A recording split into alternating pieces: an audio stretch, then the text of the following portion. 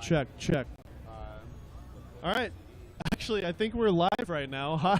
Okay. Hi, everybody. Mic check. Can you hear me? Hi, everybody. Yes. So we're here with. Oh, that's the. I was getting confused for a second. Someone else is checking in. So we're here with Shaki from Atomos and PhotoJoseph. And PhotoJoseph was using his personal mic. I was using the wrong microphone there. I'm like, am I supposed to hear myself? How does that work? So we're with PhotoJoseph and Shaki from Atomos. Thank you for being here, the Condor Blue booth. Thanks for having Absolutely. us. Yeah, this is Appreciate awesome. it, So for how are you guys enjoying the show so far? It's incredible. It's been a great show. It feels like the old days. Yes. The old days are back. Last year was, pretty quiet. Yeah. Obviously, the year before that For good didn't reasons. happen. But this year has been amazing. Absolutely. What do you think? I mean, for us, it's always exciting coming back in here and seeing, our friends and business partners and people that we work with, both from a business level and from a social level as well. And Atomos, we've got 6 offices around the world.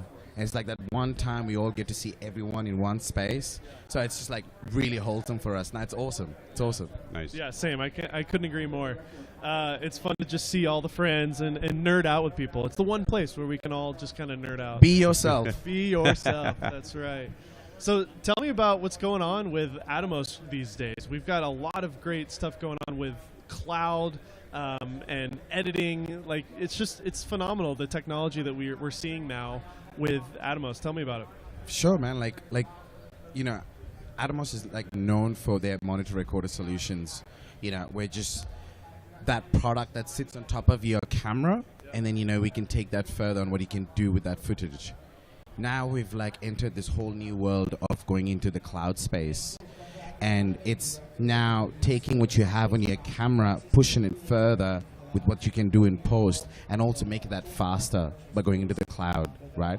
So, about a year ago, we launched the Connect series, which is the Shogun Connect, Ninja Connect, and the Atomos Connect, all for different types of production levels, with different budgets.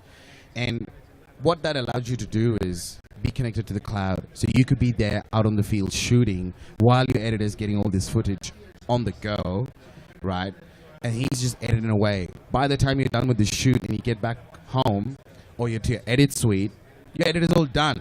You just give the memory card and they just link it all up, and they're ready to go for a master export. That's the dream, isn't it, Joseph? To have somebody back home editing your YouTube videos while you're Well, shooting that's kind of what you're doing already, right? Well, it is. It's what we're doing here. So tell me about your process. You're actually in the field doing what he's saying. Exactly. Tell me about it, Joseph. Yeah, this is so cool. This is something that when they launched Atomos Connect last year, first announced it, immediately I had this idea. My buddy Aaron Parecki and I, who's doing this with me this week, he and I had this idea that we could shoot stories from the show floor, shoot video on the show floor, and have it edited and delivered next day. Why wait till next day? Have it done in real time.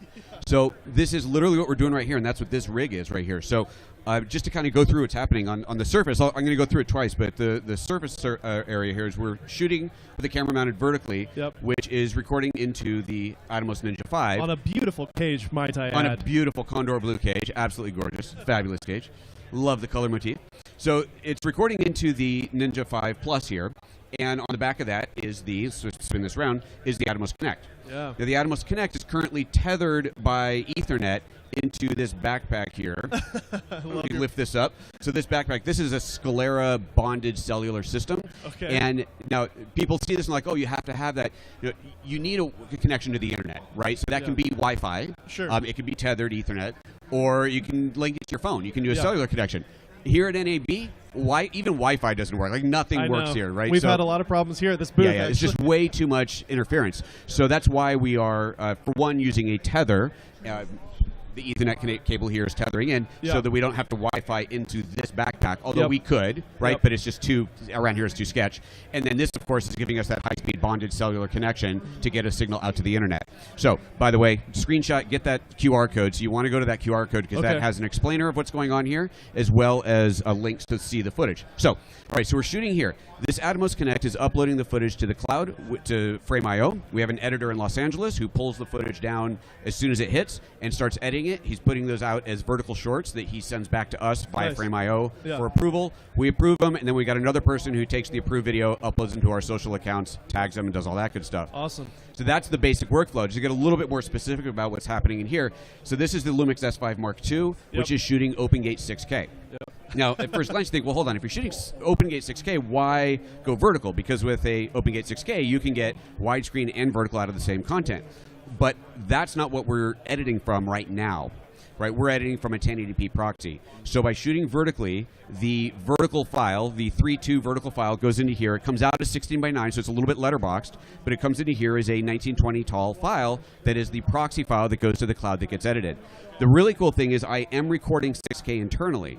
So I'll be able to take that vertical 6K file, which is still wider than Ultra HD, and edit a 16:9, traditional 16:9 edit afterwards for kind of a, you know, a YouTube recap, a single longer video. So we're getting both the vertical content in real time out of here, as well as the ability to recut something later in 4K for final delivery. So it's a fantastic workflow. You're an absolute genius. just like So that. what do you think of that? Like that is like, you know, for us to hear that and to hear those solutions, it's just like amazing on what you can do. Like, Yeah.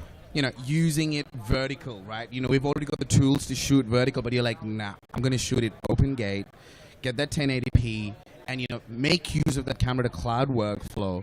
And you know for a fact that when you get back home, you can relink all that and push that. Yep. That's amazing. You You know, get both. to hear that for us, you know, we make this solution, and then to hear what the user uses that solution and what are the challenges that they face and how they overcome it, it's amazing. Yep. It's amazing. Now, I'm glad to hear.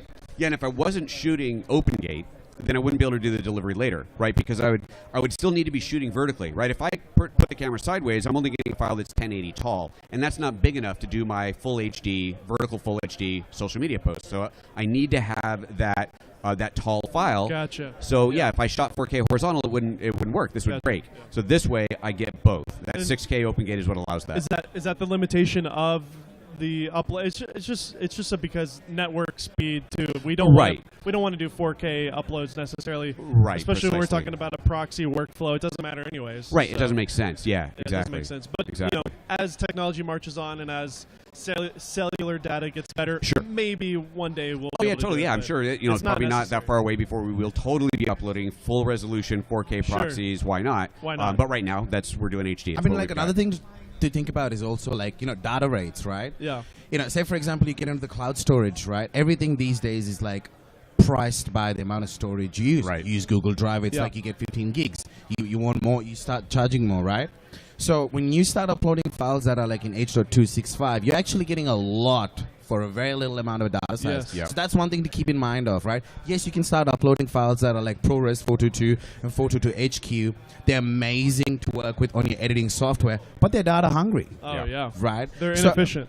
Right, and with the newer chips coming out on the laptops and stuff like the M1s, like, you know, the Yeah. H.265s would just work. So It's like butter. So It's is that so good. is that what's happening internally on the device? Is it converting that HDMI signal to an H.265 and then sending it out? That's right. So you can be recording ProRes 422 HQ internal on our device In the Ninja, on the right. Ninja, Yeah. right, and then it'll re-encode that to Wow. an H.265 There's- 1080p file. There's a computer behind that thing Basically. doing the Right. processing. It's a computer with a graphics card. Yeah. And what's crazy is that it is happening in real time. Wow. So the 4K capture that happens internally is getting transcoded in real time to HEVC. Yeah. And that, if you have the internet connection for it, is being uploaded Wow. in real time. So what will happen is here on the show floor, depending on where we're standing, because again, it's NAB, it's madness around here for cellular data.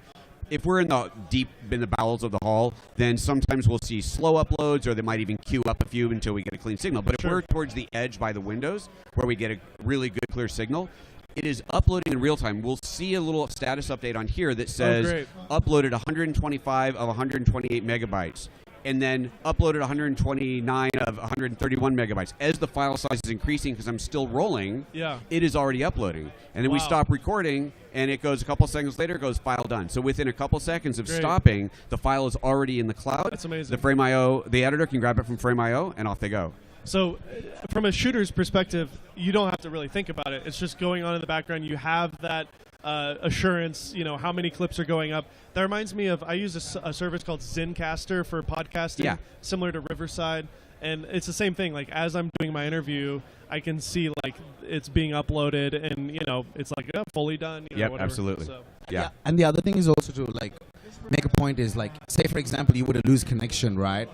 All those files are going to stay in your library, just waiting to connect back onto the internet. And Where's once that it's being connected, stored? On the SSD? Oh, just on the SSD. Yeah, it's got SSD on it. Like It's a Ninja 5. Well, it's a Ninja 5, right? Yeah. So your SSD that's in there.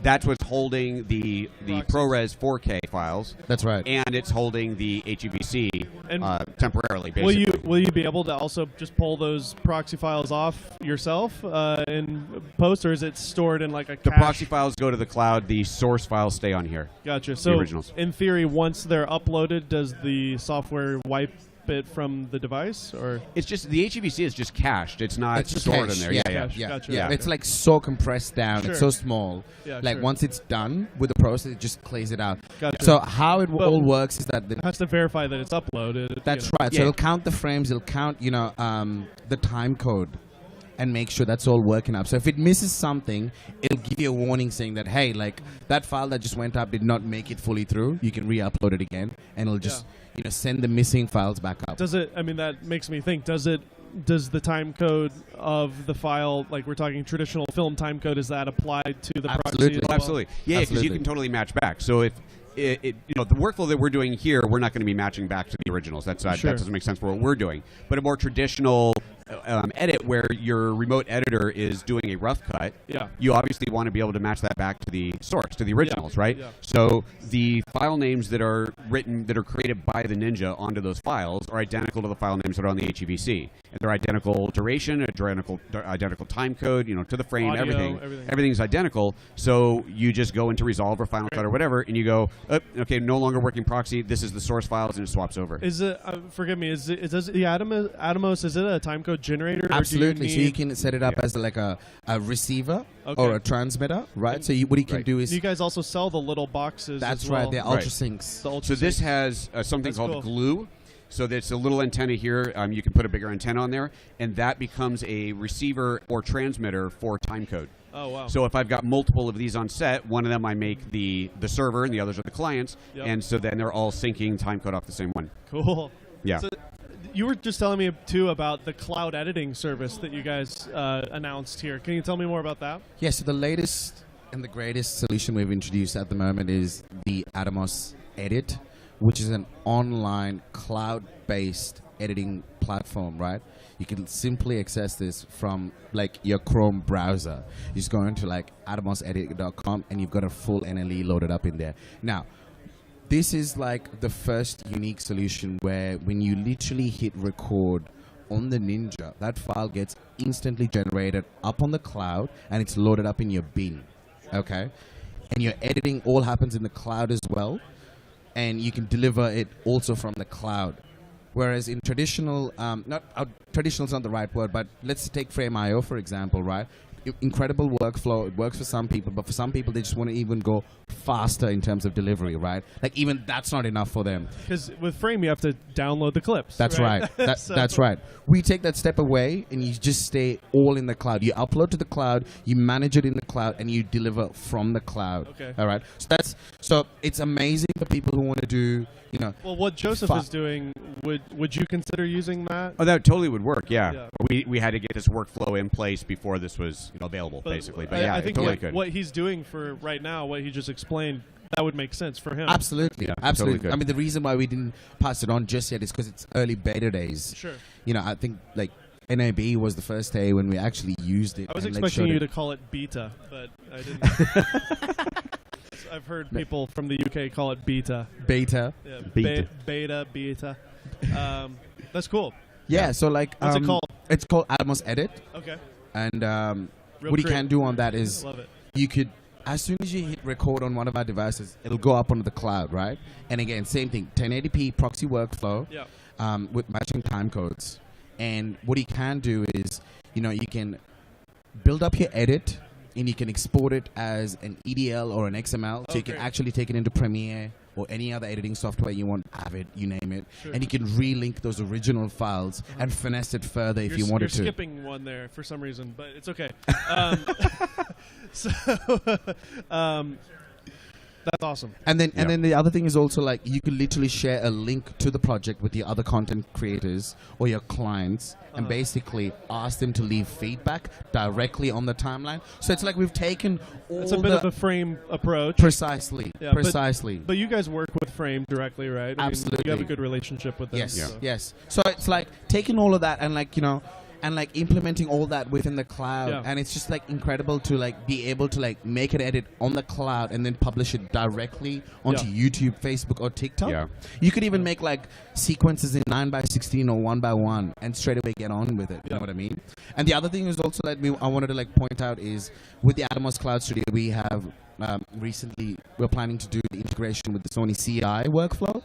So, you know, eventually the goal is to like work with all these other cloud platforms and for us to be like the bridge to all these different services. You know, for a long time we've been the bridge from the camera world into the, you know, like a DSLR world into like pro filmmaking. Yes. And now we're giving you that bridge into the cloud workflows as well. Totally. Man, that's awesome. That gets me so excited for the future. And this whole industry, just over the last couple of years, we've seen an explosion with that stuff, with AI, with virtual production. I mean, Joseph, what's something that's just getting you excited right now about the industry?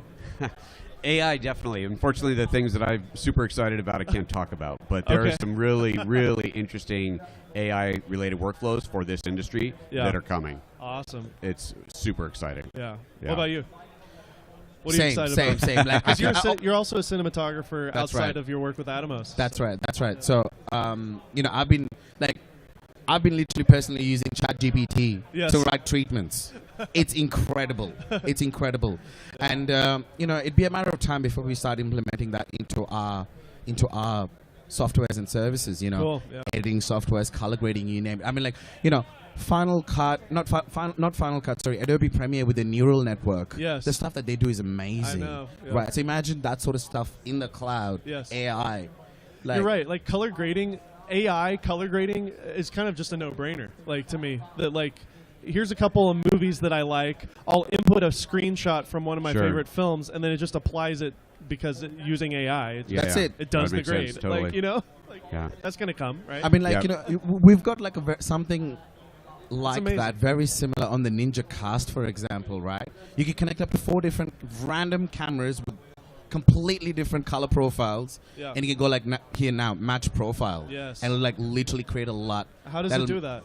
Is it AI? It's not AI. It's not AI. Calculations. Okay. But if they can do a calculation on that so Bunch of quickly, math. imagine AI. Yeah, exactly. You're right.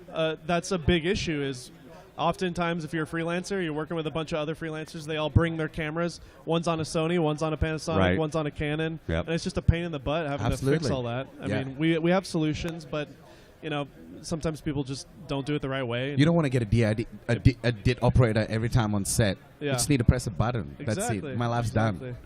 Cool. Well, thank you guys for coming to the Condor Blue booth. I appreciate it. How can people find out more about all this stuff? So if you can visit so here, I'll hold this up again. There's the QR code. It takes you What's to... the actual website? It's atomosnab.news. Okay. So atomosnab.news is the same as this QR code. Okay. And on that page, you'll find a video explaining this rig, as well as links to our social accounts where the videos that we're actually shooting are being posted. And how soon will we be able to see Atomos edit? We're saying like mid this year. Okay. That's kind of like the timeline. I definitely want to play around with that. So oh yeah, just come around to our booth, have a play with it. Yeah, that's great. Yeah, for sure. Cool. Well, thank you guys for coming on, and enjoy the rest of your show. Thank you, Dave. Thank you. Thanks for having us. Appreciate it. That was awesome. This device is ready for the most demanding workflows.